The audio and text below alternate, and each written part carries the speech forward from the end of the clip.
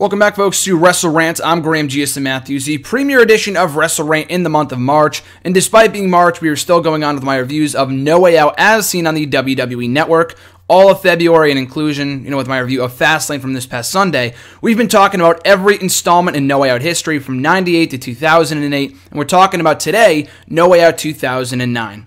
So this was another show that I was a fan for, but I did not watch for the first time until just recently. It was an interesting show, to say the least. A great opening match, per usual, before this was the final official No Way Out pay-per-view before they scrapped it in favor of the Elimination Chamber pay-per-view, which we will be breaking down throughout the month of March.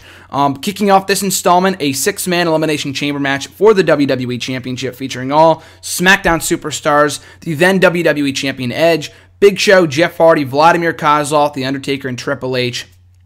Great chamber match. This show was really a 2-match show, with both chamber matches just being absolutely amazing. This one I thought was the better of the two. You had 3 great superstars in this contest, but what really made it unpredictable and fun was that within the first 5 minutes or so, not even, within the first few minutes, Jeff Hardy eliminated Edge, who was the then WWE Champion going in. He started out along with Jeff Hardy. Jeff Hardy beat him to eliminate him from the contest and to ensure a new WWE Champion would be crowned.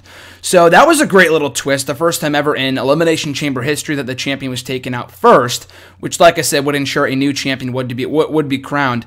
So that was a great twist for the rest of the matchup and kind of, raise the stakes all that much higher. And another thing, too, about this match, Vladimir Kozlov, who I'll talk about in a second. Jeff Hardy had a great showing throughout this matchup, but one thing that confused me about it was that Matt Hardy was not involved, which I guess from a storyline standpoint made sense because he was really hesitant. He was reluctant to face his brother Matt Hardy at WrestleMania, and he would have ultimately come around and agreed to face him, agreed to go one-on-one with him at WrestleMania. So I guess it made sense not to have the two involved in the same match, but he didn't even get involved. It's not like he was an official combatant and he got involved, which is probably for the better because the Chamber is supposed to kind of keep out all outside interference, and it hasn't done that in recent years, but it has done that. Oh, wait a second, my phone just went off. My apologies. But anyway, Matt Hardy did not get involved in this contest. He was completely absent from the entire pay-per-view, which was weird considering he cost Jeff Hardy the WWE title in the first place at the Rumble. But that aside, Jeff Hardy had a great showing here. Kozlov, very slow and stiff for what it was. His performance was what it was, and he just wasn't that good of a worker. I mean, he was a good wrestler, if that made sense. Not like Bret Hart, Shawn Michaels, Daniel Bryan kind of wrestler, but I'm talking about like Sambo wrestler, like traditional wrestler he was good at. Other than that, he wasn't a great performer or a great entertainer. As a wrestler, like he would come around, he'd turn babyface a couple years later. He was good at that. But in this, incarnation of his character, he was boring as all shit, and I could not have been happier that he was taken out pretty quickly. Marking the first time he'd ever been pinned in his WWE career. He remained undefeated for like a week or two after this before getting beat by Shawn Michaels on Raw for the right to face Undertaker at WrestleMania. But this did mark his first pinfall loss in WWE, just albeit not in singles competition. But the rest of the match was great, and a lot like the year prior in 2008 when it came down to Batista and The Undertaker, and Undertaker ultimately came out on top.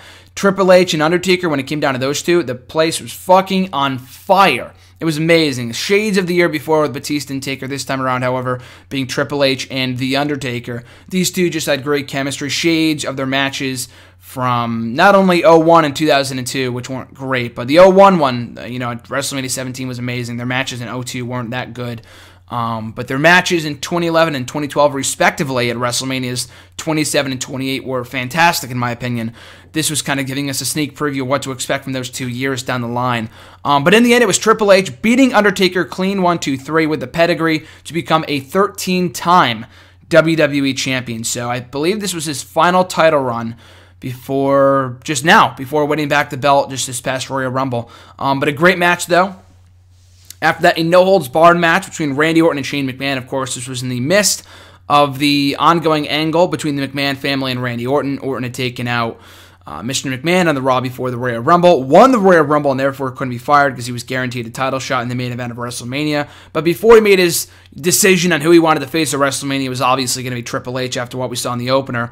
But regardless, a really, really good match. He was setting his sights in the meantime on Shane McMahon, who would come back and vowed to take out Randy Orton.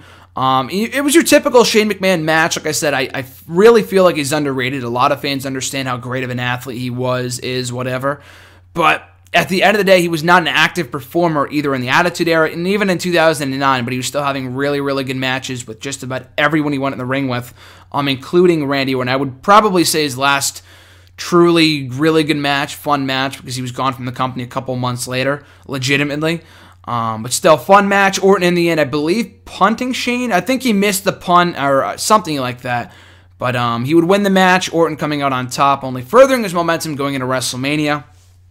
After that, for the ECW Championship, Jack Swagger taking on Finlay, defending the title against Finlay in a very dull match, easily the worst match in the entire show. Reportedly, it was because of this match that Swagger's push got nixed, and the reason he didn't have a match at WrestleMania. There was some website, like way back when, or like that's what it was called, like the Wrestling Time Machine or whatever, that would actually post all the reports from dirt sheets from like a certain month of a certain year. And I was reading it from February of 2009, and one report said, I forgot the source, so it might not have been legitimate, but it said that because of the sour reaction that the crowd had to this match, they weren't shitting all over it, they just didn't fucking care. And Vince noticed that, and he kind of soured on Swagger after that. I mean, he was champion for another 2 more months, but he didn't defend the title on, at WrestleMania. Christian was involved in Money in the Bank, so it would have made no sense to have him as the ECW champion for that match, but you know what I mean. And the match was not good. Swagger retained, and he would go on to face Christian for the ECW Championship and feud with him from that point forward. After that, a singles match between Shawn Michaels and JBL. If Shawn Michaels won, he would be emancipated from JBL. This was during the time that he was giving in to JBL's demands, that he went poor, the economy sucked, so he started working for JBL. That was a short-lived angle, because they really wanted to skip ahead to Shawn Michaels and Undertaker WrestleMania, and thank God they did, because if we got this match at WrestleMania, not that it would have been bad, this was a good match, but come on, Michaels and Undertaker versus, Taker and JBL, there's no comparison. HBK and JBL versus HBK and Taker, there's absolutely no comparison. That was the one match that single-handedly saved WrestleMania 25 from being a total disaster. There were a few other decent matches on that show, but I don't love WrestleMania 25, and the only reason I watch it is because of Shawn Michaels and Undertaker from that show, from that night. But anyway, getting back to this bout, it was good for what it was. Basically, what you would expect from a JBL match. At this point in his career, he was 1 month away from retirement. He would hang up his boots at WrestleMania 25 in Texas. But before that, he had this one last I thought it was a good feud, albeit predictable, but a good feud with Shawn Michaels. And the match wasn't great. Like I said, JBL was still limited, but Shawn Michaels got the best match that he could out of him in the end, winning as he should have and going on to face Taker at WrestleMania. And then we get to the main event, another Elimination Chamber match, this time for the World Heavyweight Championship, featuring the superstars of Monday Night Raw. Kofi Kingston attacked beforehand by Edge, who entered the chamber and would go on to win the chamber to become the World Heavyweight Champion. So for the first time ever, someone had lost the WWE title before going on to become the World Heavyweight Champion that same exact night. So history was made. But the match itself was fun. The early goings weren't really anything of note, but when it came down to the nitty-gritty, and everyone, like, eliminations went boom, boom, boom, boom, like everyone was getting eliminated almost immediately, like back to back to back. But it was Kane, then Mike Knox. John Cena was taken out by a Codebreaker, 619, and a spear from Edge. Cena was gone when it came down to Jericho, Mysterio, and Edge. It was great from that point forward. All 3 guys really had a great showing. And in the end, Jericho would get taken out by Mysterio. Edge and Rey Mysterio, shades of the year before when they faced off for the World Heavyweight Championship, had that same exact event. So nice little, history lesson there. But the final finishing sequence I thought was great. Rey Mysterio got taken out, and Edge, in the end, became the new World Heavyweight Champion, kind of putting the whole WrestleMania card in a state of disarray, and it would lead to a couple of, lackluster matches between Triple H and Orton, who had a great feud, but the match sucked. And then a 3-way feud between Cena, Edge, and Cena, or rather, that would be something. Edge, Cena, and Big Show, which I didn't really care for. The match was all right, but it wasn't anything really special. But anyway, a great chamber match and 2 great chamber matches. The rest of the card I thought was all right. The show is worth watching for the chamber matches alone, but Orton and McMahon is good. What was a fun match. Michaels and JBL was solid. The ECW Championship match was forgettable. You could skip right over that, but the rest of the show was pretty good to great, especially with the chamber matches and 2 title changes. A very newsworthy show, to say the least. Kind of setting the stage for WrestleMania 25. So that is my review of No Way Out 2009. Thank you for watching. Thank you for listening. We'll be back on I think this is going up on Wednesday, so I'll be back on Saturday with my final installment, my final review of No Way Out from 2012.